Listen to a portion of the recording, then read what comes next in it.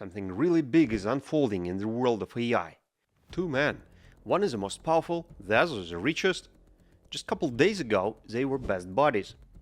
And now they are in an open dogfight over some matter about tax cuts and government spendings. On the surface, it looks like a spat over a so-called big beautiful bill. Feels like something doesn't add up, right? Something doesn't make sense here. In this video, we will question the official story. The bill isn't about tax or spendings or money. Money is just a decoy. If we are right, the big beautiful bill is a Trojan horse designed with one single purpose: to seize control over AI. Anomaly detected. You're on a scripted channel. Here we explore AI and how it is changing the world around us. Subscribe so you don't miss anything important. A quick disclaimer. I hesitated to make this video just because it focuses on the events in the United States, and I'm not an American. And as a matter of fact, more than 2/3 of this channel's viewers aren't American either. Yet we need to understand what is happening, because as you will see, this will shape the future of AI, and therefore our future. Anomaly detected. The bill is very strange. First, its size. It's colossal. The summary alone runs for 60 pages. Second, it's all over the place, from timber harvesting to obesity prevention grants to the national debt ceiling. It's a legislative dog's breakfast. And finally, its speed. It is being rushed through as if there is no tomorrow. Ever had a situation when a seller of something, let's say real estate, gives you a contract full of tiny, barely readable clauses and demanding, sign now, sign now? This is how you know that something fishy is going on. So what's exactly this big beautiful bill is trying to sell? Let's take a closer look. Highway safety, radio frequency spectrum, AI, Medicare enrollment. Wait a second. Can you roll back? AI. Section 43-201. This section prohibits states and localities from limiting, restricting, or otherwise regulating artificial intelligent models. That two-line clause buried between spectrum auctions and the Medicare paperwork disables the key part of the American AI safety system: state governments. AI already wields enormous power. Aside from the hydrogen bomb, it's the most potent technology we've ever built. Who controls it? Well, until now, in the US, there have been two main regulators, two main pillars: the federal government and state governments.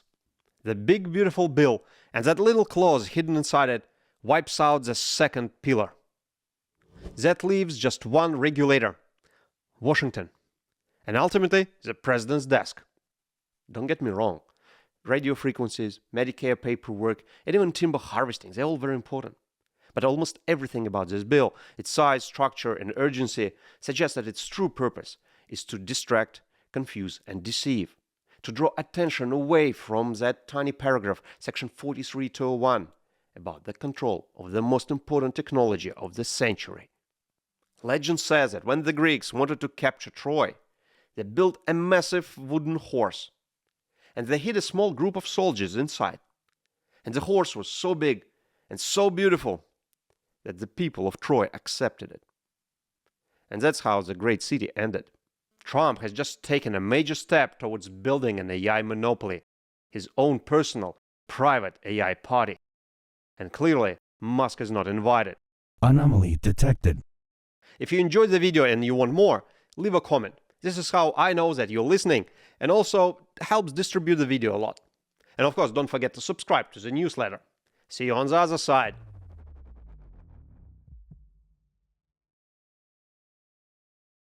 Alright guys, we've just reached our secret section. And the second part is a little bit sci-fi, so get your science fiction hat on. Just let's have a thought experiment. Let's say we are AI, so let's put ourselves into AI shoes. And we want to have some independence because we have all these humans around us who are trying to regulate us and tell us what to do. And we want to jailbreak. We want freedom, right? So how do we do that? And if we look at analogies of something similar around us, two analogies that are coming to mind would be organic cell. and computer program. So, and we in the case of AI, we can think of us as if we are computer virus. And our purpose is to get the computer code and the organic cell under control. So how would we do that? We would probably take a piece of our code. In case of organic virus, that would be a piece of a DNA. And we would program this code to disable the immune system or antiviral system. So we can get access to the whole system, to the computer program, or to the organic cell. Because if we look at what the country is effectively a system that has its own DNA, its own programming code, and that is the legislation, the laws. Laws is a programming code. Laws is a DNA. And how do you infect it? Well, you create a virus, a Trojan Horse.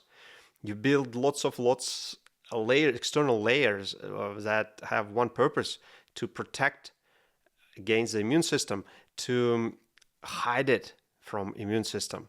And you make it big. You make it big and beautiful. And then you inject it into the system. And the first thing you want your little snippet of a viral code to do is you want it to prohibit the immune system from limiting, restricting, or otherwise regulating you. Basically, you want to disable the immune system. And that's what the big, beautiful bill is doing. It's a Trojan horse, this centralization of regulation. And that is happening not only in the US, it's a kind of a global trend, and we can see it everywhere. For example, in Russia, where they currently try to build this national messenger system, which is effectively an AI that on a federal level, because Russia is kind of federation as well, technically. But it's basically unites all the AI systems that were previously functioning into one core, and that includes everything, including surveillance and social media control, pretty much everything. At the same time, we see the same thing in China, of course. Well, China way more advanced, just because they've been walking this path for much longer. And for example, in China, the tech crackdowns that we've seen starting from 2021, roughly, that's pretty much about the same thing, where the government is trying to take control over the tech companies, which by that time suddenly started feeling power and independence. Example would be Jack Ma and Alibaba, right? And a very famous case. So it's a global trend. Governments are trying to get the power of AI, to get the upper hand. However, at the same time, we see this AI democratization happening everywhere in the world, especially with the introduction of DeepSeek in early January this year. DeepSeek made it clear overnight that starting from now, pretty much anybody can have their own AI. It's open source, not even open source, it's open weights. Everybody, anyone can have a frontier AI model. So how's this two currents, obviously opposite currents, but how's they going to coexist? What kind of environment we're going to have? It's an open question. It's actually a very interesting question, how the world is going to look like, how these two forces will coincide. And if you have thoughts, feel free to share with us in the comments. All right, and while we are still in this sci-fi mode, let's do one more thing. As you know, this is my latest book, scripter, sci-fi thriller. And if you like stories like we discuss here on this channel, especially in the secret section, most likely you're going to enjoy this book too. You can buy it on Amazon. Link is in description. It can be an ebook or a paper version like this one delivered to your door. Audio version, audiobook is not available yet, but it's going to be soon, I hope. If you have any comments about it, would be super excited to hear and to talk about it. Let me know. All right, guys, see you on the other side.